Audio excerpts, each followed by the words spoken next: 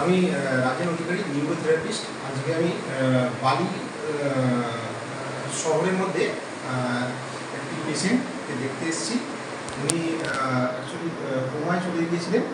তো ওনার পুরো বৃত্তান্ত হিস্ট্রিটা ওনার স্ত্রীর মুখে আমি শুনতে পারি। নমস্কার, আমার নাম বন্দনা সাহা। আমার স্বামী অয়ন সাহা। 20শে মার্চ ওনার অ্যাক্সিডেন্ট হয়েছিল। তো অ্যাক্সিডেন্ট হওয়ার পর সাথে সাথেই উনি মানে ভেন্টিলেশনে চলে যান এবং তারপরে হসপিটালে ওনার বোথ সাইড কেমোগ্রাফি হয়েছে।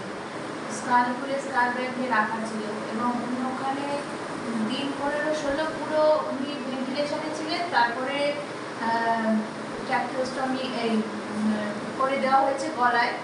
তো তারপরে 7 ট্র্যাকিওস্টমি করে উনি 1 মাস 5 দিন পর উনি বাড়িতে আসেন। তখনও উনি কোমাতেই ছিলেন। ভীষণভাবে পেন দিলে, গায়ে ছুট ফোটালে বা জোরে চিমটি কাটলে হয়তো একটু হাত কাটা সামান্য নাম। হ্যাঁ, ওনাকে আমি মল্লিক বাজার নিউরো সায়েন্সে হসপিটালাইজ করেছি। তারপরে উনি বাড়িতে এসে আবার মানে প্রচণ্ড রকমভাবে ওনার ইনফেকশান হয়েছিল, ইউরিন ইনফেকশান, চেস্ট ইনফেকশান।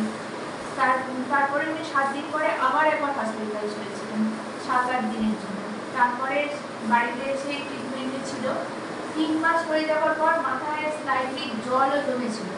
তারপরে হসপিটালে ডাক্তারবাবুরা বললেন যে এবার কেনিওপ্লাস্টি করার কথা। 3 মাস পর ওনার 5 জুলাই ওনার কেনিওপ্লাস্টি হয়েছে। তো মাথায় আর জল জমেনি। তারপর থেকে স্ক্যান করে দেখা গেছে, কিন্তু এখন পর্যন্ত এখন উনি পুরো আগের মতো কমায় নেই, তার চেয়ে বেটার হয়েছে। চোখটা উনি খুলতে পারেন, সাইড ওয়াইজ উনি তাকাতে পারেন। হাতটা উনি নিজের থেকে খুব মুভমেন্ট ওপর থেকে করেন না, শুধু ফিঙ্গারগুলো উনি একটু নাড়েন, হাতটা ধরতে পারেন, পাটা নাড়েন কিন্তু হ্যাঁ হ্যাঁ চোখের পাতা ব্লিঙ্ক করেন, চোখের পাতা ব্লিঙ্ক করেন। আর চোখের মনিটা সাইড ওয়াইজ করে শুনতে পান কি সেটা বুঝতে পারেন না, ডাকলে পরে কখনো তাকান কিন্তু আই কন্ট্যাক্ট করতে পারেন না, আর উনি গিলতেও পারেন না। তো এতদিন পর ওনার ওই গলার ট্র্যাকিওস্টমিটা 7 থেকে 6.5 হয়েছে, তারপর 6 হয়েছে। এখন ট্যাপ করে ওটা গলার এটা বন্ধ করে রাখলে উনি নাক দিয়ে 15-16 ঘন্টা উনি নিঃশ্বাস নিজে নিতে পারছেন, কিন্তু উনি গিলতে যেহেতু পারছেন না, আমরা ট্র্যাকিওস্টমি রিমুভ করতেও পারছি না। উনি আপাতত এই অবস্থাতেই আছেন। হ্যাঁ, উনি হাত পায়ের অংশ ওনার মানে মেডিসিন দেওয়া হচ্ছে, স্টিফ হয়ে গেছে, বেশি ভীষণ শক্ত মতো, খুব জোরে টেনে সোজা করতে হয়। ঘাড় উনি ঘোরাতে পারেন না, কারণ মাথাটা পেছন দিকে হেলে গেলে কখনো কখনো মাথাটা একটু উনি সোজা করেন। এইগুলো করেন। হাতের মধ্যে দিলে হাতটা একটু চেপে ধরেন, হাতটা ছাড়েন আস্তে করে, এই জিনিসগুলো উনি করতে পারেন। আর হ্যাঁ, উনি রাইস টিউব পেশেন্ট। সমস্ত খাবার ওনার লিকুইড ভাবে উনি সেই প্রথম দিন থেকে খেয়ে যাচ্ছেন এখনো পর্যন্ত। হ্যাঁ হ্যাঁ হ্যাঁ হ্যাঁ অনেক রকমের, যেমন হসপিটাল থেকে আমাদেরকে গাইড করেছে মেডিসিন দেওয়ার জন্য, আমরা সেই রকমভাবেই মেডিসিন ওনাকে দিচ্ছি এবং পুরো হসপিটালের মতো করে হাইজিন মেনটেন করে গ্লাভ, মাস্ক এই সমস্ত কিছু ব্যবহার করে ওনাকে মানে সেপারেটলিভাবে রাখা আছে। মানে এমনকি আমরা বাইরে কোনো লোককেও এখানে মানে অ্যালাউ করি না, যে যাতে না ইনফেকশান হয়ে যায়।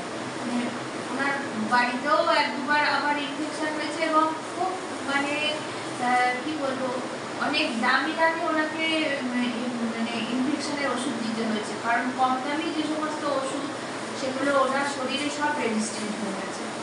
অনেক দামি ওষুধ দিয়ে তবে সেই ইনফেকশান আমরা মানে কাটিয়ে উঠতে পেরেছি। এখন ইনফেকশন লেভেলটা আগের থেকে কম, কিন্তু সামান্য এখনো ইনফেকশন ওনার এখনো আছে। না, কথা বলার তো কোনো প্রশ্নই হচ্ছে না।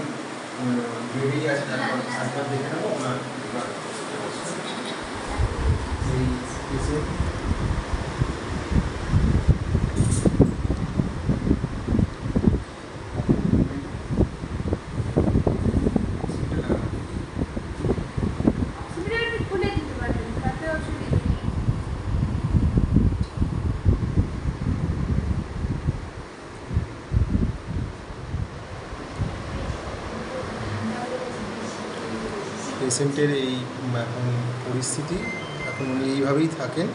আর এদিকে একটু দেখাবেন, হেড শো হয়ে গেছে, এইটা একদম দেখে নেব আমরা। বেড শো হয়ে গেছে পাগুলো, ওই জুতো পরা ছিল তো? একটা মানে জুতো একটা ছিল, স্প্রিং জুতো না, স্প্রিং মানে করাতে এখন আর পরাচ্ছি না, এখন বহুদিন পরানো হয়। ঠিক আছে, আমাকে